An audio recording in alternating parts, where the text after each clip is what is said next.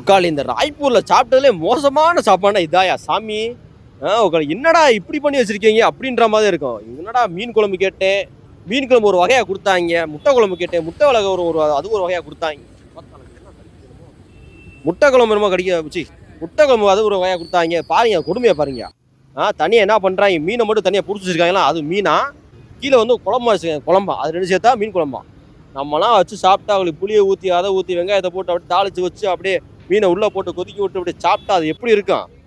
இந்த கொடுமையெல்லாம் பார்த்துட்டு சாப்பிட்டுட்டு உங்களால அந்த மனசே வெறுத்துட்டேன். என்னடா இப்படி சாப்பிட்டுக்கிட்டு இருக்கோம், அவங்களுக்கு விளங்காமல் இப்படி போய் சாப்பிட்டோமே அப்படின்ற மாதிரி தண்டமாக ஒரு 80 ரூபா போச்சு.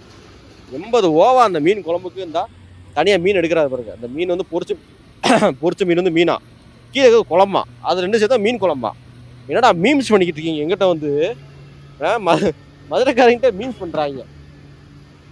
சாப்பிட்டு நல்லா ருசியாக வகையாக சாப்பிட்டு அந்த குழம்பும் காரமாக இருக்கும். அது ஒரு வேற மாதிரி நல்லாவும் இல்லாமல் ஏன்டா போய் சாப்பிட்டோம்னு ஒரு தலையில் அடிச்சுக்கிட்டு பக்கத்தில் ஒரு கடை இருந்துச்சு, வெஜ்ஜு கடை. அங்கேயாவது வெறும் பருப்பு சாதமாக சாப்பிட்ருப்பேன். நானும் சாப்பிடணும்னு ஆசைப்பட்டு தலையில் அடிச்சு வீட்டுக்கு போனதான் நான் மிச்சமாகி போச்சு. இன்னும் ஒரு 200-300 அடி தள்ளி போயிருந்தேன்னா அந்த பாட்டி கடை வந்துருக்கு. எங்கள் அப்பத்தா கடை மாதிரி அது பாட்டி கடை. அந்த கடையில் நல்லா கறி குழம்புலாம் வச்சு செஞ்சுக்கிருந்தாங்க. அதெல்லாம் வீடியோ போட்டிருக்கேன், ஃபஸ்ட்டு வீடியோ போட்டிருப்பேன் பாருங்கள். அந்த மாதிரி சாப்பிடாம பேசாமல் தலையில் அடித்து மீன் ரொம்ப பிடிக்குமா, அப்படியே ரொம்ப விரும்பி சாப்பிடுவேன்.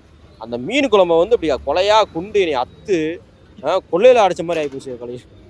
மதுரைக்காரனுக்கு வந்து சோதனையாக நல்லா வாய்க்கு ருசியாக சாப்பிட்டு அதை இதையும் தின்னுட்டு புரோட்டா சால்னா 5 சால்னா 3 சால்னா போட்டு தின்னுட்டு மீன் குழம்பு அப்படியே ருசியாக நெய் மீன் கட்டலா அதுன்னு நல்லா கம்மா மீனை தின்னுட்டு இங்கே வந்து கொடுத்தாங்கல. என்னடா இப்படி ஆகி போச்சு, நம்ம வாழ்க்கை இப்படியே போயிருமா, இந்த மீன் குழம்பு மாதிரியே நம்ம வாழ்க்கையும் போயிருமான்னு ஒரு செகண்ட் யோசிக்க வச்சுட்டாங்க. சாப்பிடும் போது என் மூஞ்சியை பாருங்களே, விளங்கவே விளங்காது. ஏன்டா சாப்பிட்றோம் என்னடா இருந்தால் அதுவும் பழைய மீன் மாதிரி கொலன்னு ஆகி போச்சு உள்ள வேற.